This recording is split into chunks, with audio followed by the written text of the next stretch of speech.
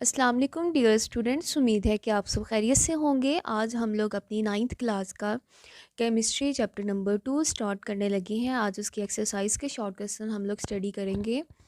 Final paper में आपके पास exercise के शॉर्ट क्वेश्चन काफ़ी ज़्यादा इंपॉर्टेंट कंसीडर किए जाते हैं। तो आइए स्टार्ट करते हैं। सबसे पहला एक्सरसाइज का शॉर्ट क्वेश्चन है, what is the nature of charge on cathode rays.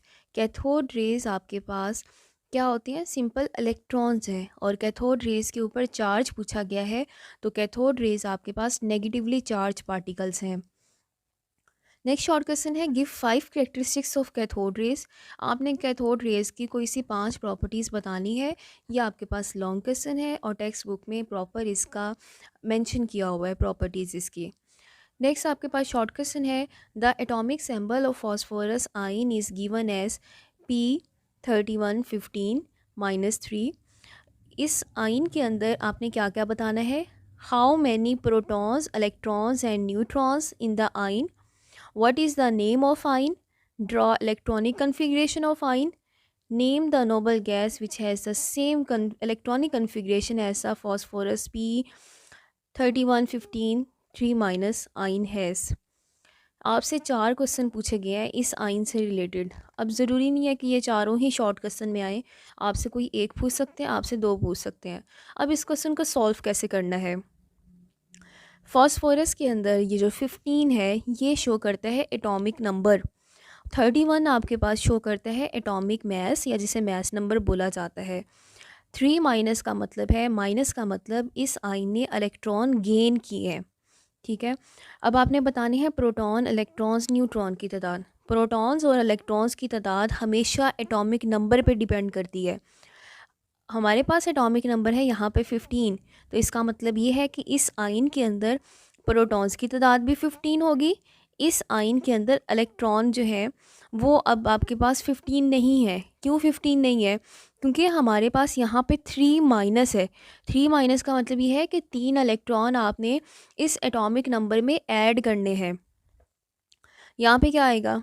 15 + 3 आपके पास क्या आ गया? 18 आ गया। अब आपने निकालना है न्यूट्रॉन्स की तादाद। न्यूट्रॉन्स कैसे निकाले जाते हैं? जो एटॉमिक मास होता है उसमें से माइनस करना है आपने एटॉमिक नंबर को। ठीक है, तो आपके पास क्या चीज़ निकल आएगी? न्यूट्रॉन्स की तादाद निकलेगी। तो यहाँ पे 31 में से माइनस करें 15 को, तो आपके पास आंसर आता है 16। ये न्यूट्रॉन्स की तादाद है। नेक्स्ट क्वेश्चन था, what is the name of आइन। इसका नाम जो है फॉस्फाइड आइन है इसका नाम। नेक्स्ट आपसे पूछा गया था, ड्रॉ इलेक्ट्रॉनिक कन्फिग्रेशन ऑफ आइन। आइन की आपने इलेक्ट्रॉनिक कन्फिग्रेशन बनानी है। अब यहाँ पे आपको पता है कि हमारे पास न्यूक्लियस होता है, जो पहला शेल है उसे के शेल बोला जाता है। उसके बाद आपके पास एल शेल आता है और लास्ट में आपके पास क्या चीज़ आ रही है? यहाँ पे एम शेल भी आएगा, नेक्स्ट एन शेल आ सकता है। के अंदर मैक्सिमम 2 इलेक्ट्रॉन है, वो आपने यहाँ पे लगा दिए हैं। एल के अंदर मैक्सिमम 8 इलेक्ट्रॉन आ सकते हैं, वो आपने यहाँ पे लगा दिए हैं। यहाँ पे देखें एम के अंदर मैक्सिमम आपके पास 18 इलेक्ट्रॉन आ सकते हैं। अब यहाँ पे 2 और 8 आपके पास कितने हो गए? 10 हो गए। बाकी आपके पास 8 इलेक्ट्रॉन बचे हैं, क्योंकि ओवरऑल जो इलेक्ट्रॉन का नंबर है वो था 18 था। 18 में से 10 आप लोग लगा चुके हैं, बाकी 8 बचे, वो किस में जाएंगे? एम शेल में जाएंगे। ये है इसकी शेल कन्फिग्रेशन। अगर हम सब शेल के अकॉर्डिंग देखें, ये आपके पास पहला शेल 2s2p, ये दूसरा शेल आ गया है 3s3p, ये आपके पास क्या आ गया? तीसरा शेल। पहले शेल में 2, एस में 2 आ सकते हैं मैक्सिमम। दूसरा शेल है इसमें 8 है, एस में जाएंगे 2, 6 किस में जाएंगे? पी में जाएंगे, क्योंकि पी के अंदर मैक्सिमम 6 इलेक्ट्रॉन आ सकते हैं। नेक्स्ट 3s के अंदर भी कितने जाएंगे? 2 जाएंगे। और 3p6 में भी कितने जाएंगे? पी में मैक्सिमम 6 आ सकते हैं। तो ये आपके पास कंप्लीट इसकी इलेक्ट्रॉनिक कन्फिग्रेशन हो गई है। आगे नेक्स्ट है कि हमारे पास ये जो फॉस्फाइड आइन है इसके अंदर 18 इलेक्ट्रॉन की तादाद ये शो करती है कि ये नोबल गैस आर्गन जैसा है। Argon is the noble gas that has the same electronic configuration.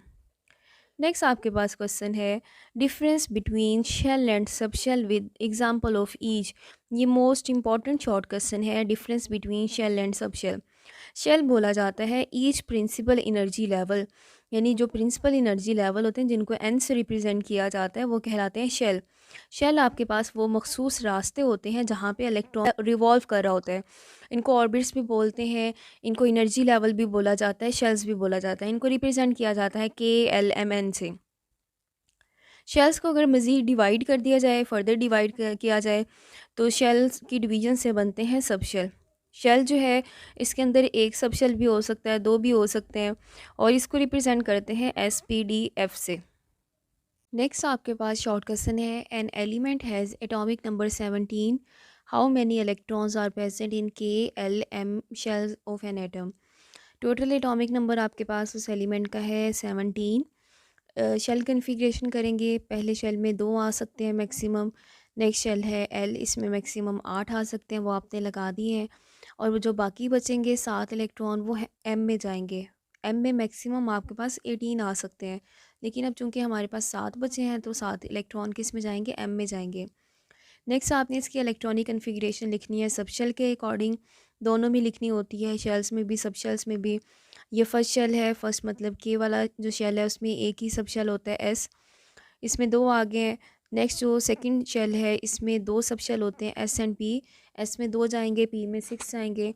और इसके बाद नेक्स्ट जो आपके पास है शेल, इसमें SP और D भी मौजूद होते हैं, लेकिन हमारे पास चूँकि इलेक्ट्रॉन का नंबर कम है तो S में मैक्सिमम 2 जाएंगे, P में आपके पास मैक्सिमम 6 आ सकते हैं, लेकिन चूँकि अभी 5 ही बचे हैं, 2 S में चले गए और 5 P में जाएंगे। नेक्स्ट है, write down the electronic configuration of a aluminium positive 3, how many electrons are present in its outermost shell. Shell positive 3 का मतलब है कि इसके पास 3 इलेक्ट्रॉन की कमी है। पॉजिटिव जहाँ पे भी साइन आएगा इसका मतलब है कि इलेक्ट्रॉन्स की कमी है। अगर आप माइनस का साइन देखेंगे, माइनस का मतलब है कि एडिशन ऑफ इलेक्ट्रॉन हुई है, इलेक्ट्रॉन आपने एक्स्ट्रा ऐड किए हैं। अब इसमें आपने क्या क्या चीज़ें बतानी है, आपने बताना है कि आउटर मोस्ट शेल के अंदर इलेक्ट्रॉन्स की तादाद कितनी है। अगर हम एल्यूमिनियम का स्ट्रक्चर बनाएं, ये आपके पास इसका न्यूक्लियस है, पहले शेल जिसे के शेल बोला जाता है, इसमें 2 इलेक्ट्रॉन आएंगे। दूसरा शेल आपके पास कहलाएगा L शेल। टोटल आपने 13 का मतलब है 13 में से आप 3 माइनस करेंगे, तब आपके पास आंसर कितना आएगा, 10 आएगा, क्योंकि आपने पॉजिटिव 3 इलेक्ट्रॉन्स निकाले हैं। तो आपको लास्ट वाले शेल में कितने इलेक्ट्रॉन लगाने पड़ेंगे, टोटल 10 लगाने हैं। पहले में 2 लगा दिए हैं, दूसरे में कितने आएंगे, 8 आएंगे। यानी जो आउटर मोस्ट शेल है वो आपके पास L शेल है, और इसके अंदर आपने कितने इलेक्ट्रॉन्स लगा दिए हैं, 8 लगा दिए हैं। नेक्स्ट आपसे इलेक्ट्रॉनिक कन्फिग्रेशन सब शेल्स के अकॉर्डिंग पूछी गई है। पहला शेल, इसमें एक ही सब शेल होता है, दूसरा S एंड P, 2 सब शेल हैं, S में 2 और P में मैक्सिमम 6 आ सकते हैं। और 8 electron in the L shell which is now outermost shell। Next आपके पास है, magnesium has electronic configuration 2A2, how many electrons are there in the outermost shell. 2A2 commas लगाए हूँ, इसका मतलब वो है कि आपके पास पहला शेल K में 2, दूसरा शेल L में आपके पास कितने आएंगे, 8 आएंगे, और ये जो आखिरी शेल है 2, यही इसका आउटर मोस्ट शेल कहलाएगा। इसमें इलेक्ट्रॉन्स की तादाद कितनी है, आपके पास 2 है। In which sub shell of the outermost shell electrons are present. और ये जो 2 है किस सब शेल में प्रेजेंट है, वो S में प्रेजेंट है, P में प्रेजेंट है, या D में प्रेजेंट है। हमारे पास ये जो लास्ट वाला इलेक्ट्रॉन है ये S में प्रेजेंट होंगे। इसका आंसर आप देखें, आंसर था पहले आपके पास आउटर मोस्ट शेल में 2 इलेक्ट्रॉन्स हैं, और ये आपने इसकी शेल कन्फिग्रेशन शो कर दी है, क्योंकि शेल कन्फिग्रेशन भी पूछी हुई है KLM। और इसके बाद इलेक्ट्रॉनिक कन्फिग्रेशन भी आपने शो की, S में सब शेल में 2 इलेक्ट्रॉन जाएंगे, क्योंकि टोटल 3 शेल आ रहे हैं। ये जो 1 2 लिखा होता है ये शेल नंबर को रिप्रेजेंट करता है। आगे आपके पास है, why magnesium tend to lose electron. ये शॉर्ट क्वेश्चन इंपॉर्टेंट है कि मैग्नीशियम हमेशा इलेक्ट्रॉन लूज़ क्यों करता है। आपके पास जितनी भी मेटल्स होती हैं, मेटल्स बोला जाता है इलेक्ट्रोपॉजिटिव एलिमेंट को, जो कि इलेक्ट्रॉन लूज़ करने की जिनकी सलाहियत होती है। अब मैग्नीशियम जो है, मैग्नीशियम आपके पास एक इलेक्ट्रोपॉजिटिव करैक्टर रखता है, उसकी एबिलिटी है कि वो इलेक्ट्रॉन लूज़ कर सकता है। अब इसके आउटर मोस्ट शेल में 2 इलेक्ट्रॉन है, तो मैग्नीशियम मेटल बजाय के साथ 6 इलेक्ट्रॉन गेन करे, ये अपने 2 इलेक्ट्रॉन लूज़ करना ज़्यादा पसंद करता है। इसलिए मैग्नीशियम मेटल क्या करेगा, अपने 2 इलेक्ट्रॉन लूज़ करेगा। जब ये 2 इलेक्ट्रॉन इसके रिमूव हो जाएंगे, तो अब इसकी आउटर शेल की जो कन्फिग्रेशन है उसमें 8 इलेक्ट्रॉन आ रहे हैं। और किसी भी एटम के आउटर मोस्ट शेल में अगर 8 इलेक्ट्रॉन होते हैं तो वो ऑक्टेट रूल को फॉलो करता है, तो वो स्टेबल कंपाउंड बन जाते हैं। इसलिए मैग्नीशियम मेटल क्या करते हैं, अपने 2 इलेक्ट्रॉन लूज़ करते हैं।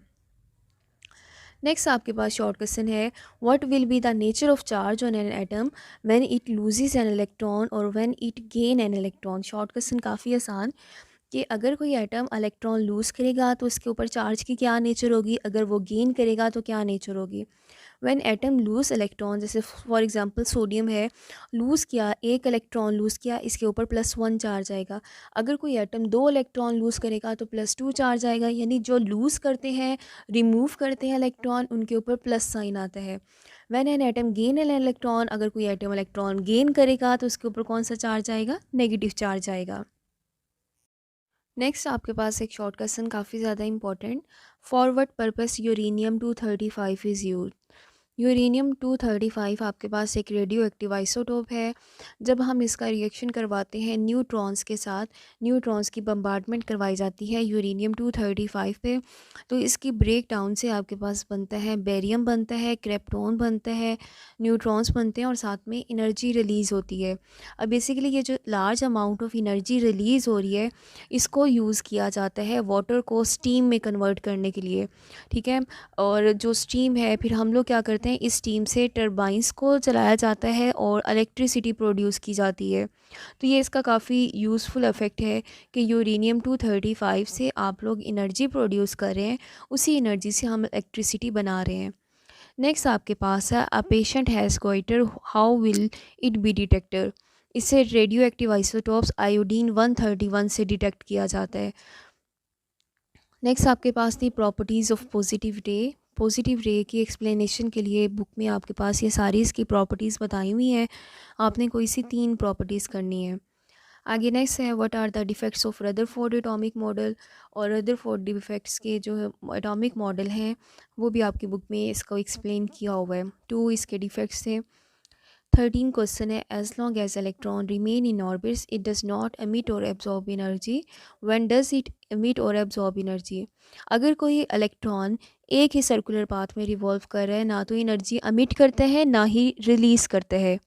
लेकिन अगर इलेक्ट्रॉन, आपसे क्वेश्चन ये पूछा गया है कि इलेक्ट्रॉन एनर्जी एमिट कब करेगा और एनर्जी एब्जॉर्ब कब करेगा। एनर्जी एब्जॉर्ब तब होती है जब आपके पास कोई इलेक्ट्रॉन लोअर ऑर्बिट से जाता है हायर ऑर्बिट्स में। लोअर वालों की जो न्यूक्लियस के करीब शेल होते हैं उनकी एनर्जी है कम।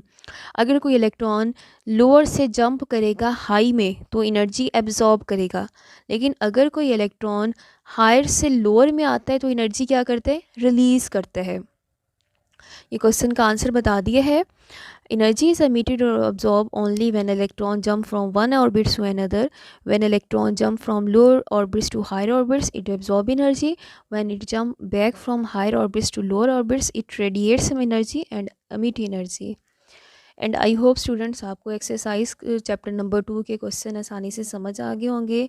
काफ़ी इंपॉर्टेंट एक्सरसाइज है, शॉर्ट क्वेश्चन इंपॉर्टेंट है और इजी शॉर्ट क्वेश्चन है। Thank you so much, best of luck.